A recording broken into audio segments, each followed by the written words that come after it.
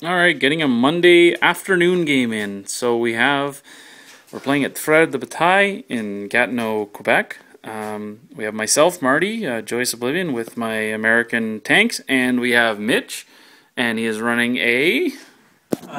middle company. Okay, so I guess a Mittler Panzer company. They got the big block of Panzer 3s, block of Panzer 4s, and the half-track is actually a recovery vehicle. I'm running a giant block of Shermans with Sherman Command and smaller unit of the Stuarts. And reserves, Mitch has a couple of flak 88s and a couple of self-propelled flak guns, I believe, correct? 20 mil. 20 mils.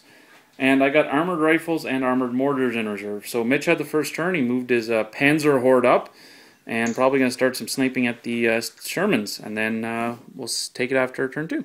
Alright, turn 1 is over and not a lot happened.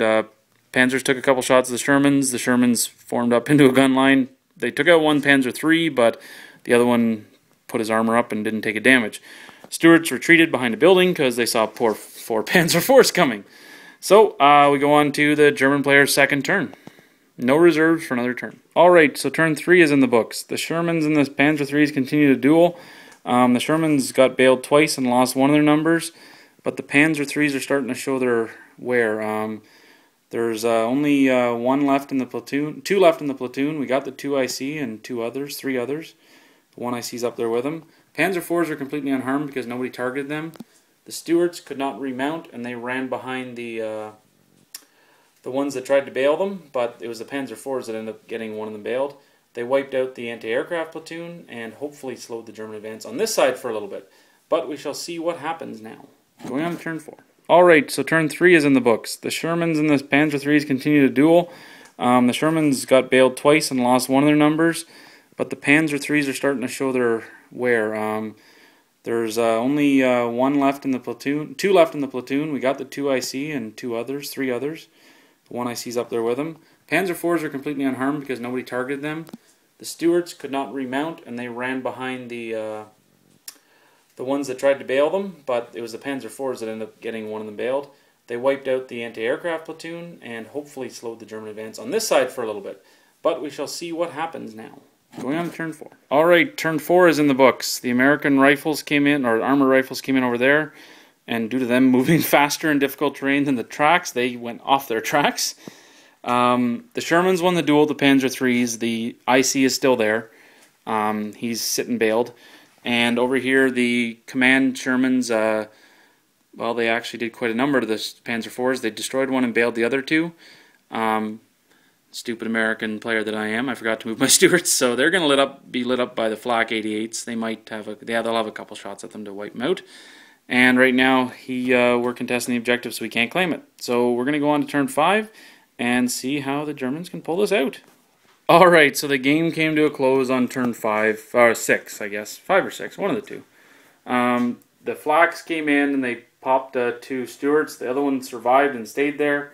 The Shermans repositioned because they had to, because he killed the IC and the 2 IC, but luckily there's no morale test because I'm not under 50% yet.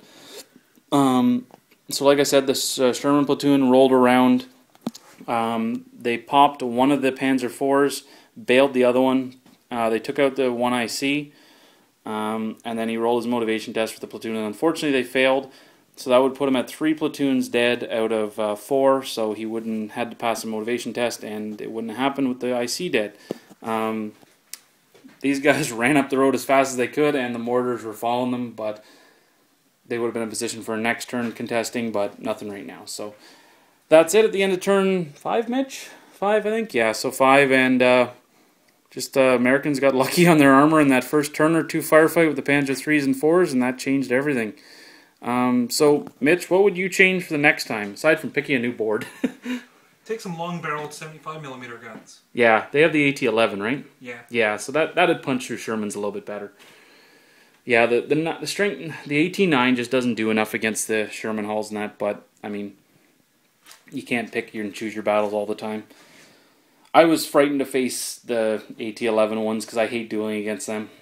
I don't mind it in late war with 76s, but these guys, they tend to get fluffed pretty easily. Do you like the flak, or how's that working for you? The flak 88s? The Flak 88s and the smaller, the truck ones. The small truck ones, this is their second battle. First game they played, they took out 3 Sturviks. Oh, good. And the Flaks have participated in every battle I've been in, and except for one game, they have always made their points back by double. And this is the one game they didn't. Okay. They're pretty much, well, it's just, unfortunately, they came in right near the end, and they only could see Stewarts, and, well, they did what they did, and they punched holes in 2 Stewarts, so. But, yeah, and this board was kind of funny. We played it very oddly. Just because there's no definable area terrain, what we did is Mitch came up with a good idea where we basically just from the trunk of every tree, we measured 2 inches out, and that counted as area terrain slow going. So sort of like wheat fields, except if you shot through it or from it, and that it counted as concealment and that. So that was the only iffy thing about this, because, you know, constantly checking line of sight, but this board wasn't built by us. I'm not sure who built it, actually. The guys up here? Okay, so yeah.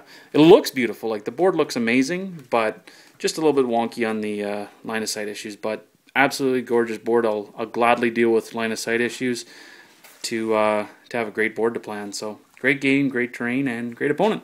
Thanks again, Mitch.